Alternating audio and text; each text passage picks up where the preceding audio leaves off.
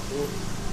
Jadi harapan kami juga sama dengan yang disampaikan oleh saudara Ketua Gapensi tadi, bahwasannya ini kami untuk melanjutkan kehidupan kami ke depan, di samping memikirkan nasib-nasib karyawan kami yang di bawah juga, akibat daripada hutang keterlambatan pembayaran di Pemda ini terganggu finansial kami, Pak. Kami terutang di mana-mana. Jadi minta tolong kami tolonglah carikan solusi. Kami juga putra-putra bangsa Kota Suku Salam semua.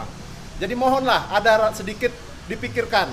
Jangan hanya dipikirkan, ya kami juga sama seperti desa yang sudah dibayarkan, kami juga sama senasib. Kami juga perlu untuk keberlanjutan kehidupan kami, yang dimana untuk melaksanakan pekerjaan yang menjadi hutang tahun lalu itu, kami juga sumber dananya itu kami juga sebagian berhutang kepada pihak lain, sehingga tanggungan kami semakin lama semakin besar.